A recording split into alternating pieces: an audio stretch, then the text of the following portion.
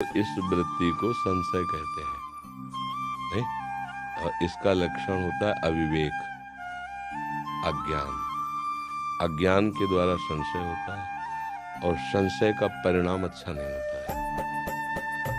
जो संसार की उन्नति है, जो संसार के कार्य है, ये कोई महत्वपूर्ण बात नहीं है। 100 खरब रुपया कमा लिए, पूरा विश्व तुम्हें जान रहा है, लेकिन तुमने जिसको जानने के लिए तुम्हारा जन्म हुआ है उसको नहीं जाना। तो मरने के बाद तुम्हारे हाथ क्या लगेगा? भाई, एक शरीर की सीमा है इसके रहने की, 60 वर्ष, 70 वर्ष, 80 वर्ष, 100 वर्ष, 1000 2000 तो है नहीं। इसके बाद आपके पास रहेगा क्या?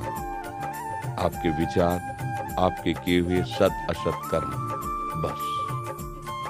जिस विचार से आपने सत असत कर्म किए, वही संस्कार आपको अगली योनि दे देगा। आपका आज का पढ़ा लिखा, आज का पद, आज का व्यवहार, आज का यश, आज की संपत्ति आपके किसी काम नहीं आएगी। विचार पूर्वक समझ रहे ना?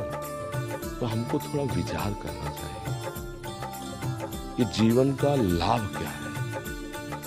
अभी मतलब उस लाभ की तरफ हम देख नहीं पाए। जीवन का लाभ क्या है?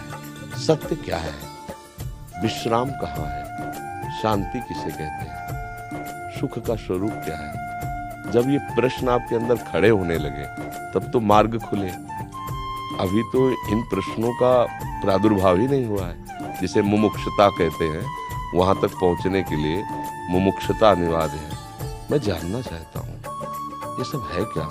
कब तक एक सामने केवल मानी संख्या मृत्यु, सब आपको शून्य नजर आएगा, सब शून्य। अभी आपकी मृत्यु हो जाए, क्या पता? 100 वर्ष बाद हो, क्या पता? उसके बाद क्या होगा? हमें अपने देश लौटना है। विदेश में हम कार्यरत हैं, लेकिन सरकारी आदमी होकर के हम अपने देश के हैं, अपने सरकार के हैं। तो आपको जितनी सुविधाएं मिली उनका भोग कीजिए। परिणाम में आपको सरकारी सुविधाएं और मिलेंगी और सरकार आपको पदोन्नति देगी। ऐसा होता है ना, जब आप सरकारी आदमी बन के जाओगे, आप अपने पर्सनल से जाओगे तो हानि लाभ आपको भोगना पड़ेगा। और वहां से मकान तो उठा के लाओगे नहीं। ऐसे ही कुछ थोड़ा सा भावना बनाइए कि हम श्री भगवान के हैं, श्री कृष्ण के हैं। पूरा विश्व श्री कृष्ण का है। मुझे श्री कृष्ण की सेवा मिली है। अलग अलग सेवाओं के स्वरूप है।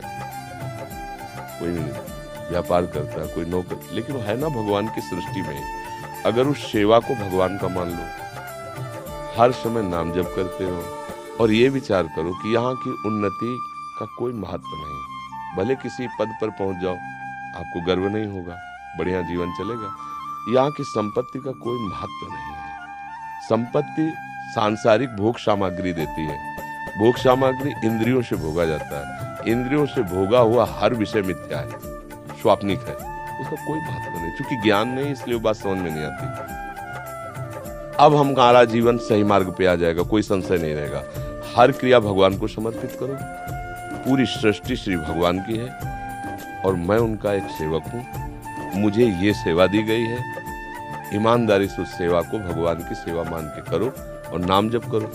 कुछ समय बाद आप, अगर जो हम कह रहे हैं इसे धारण करना, कुछ समय आप बाद देखना आपके अंदर संशय खत्म हो जाएगा।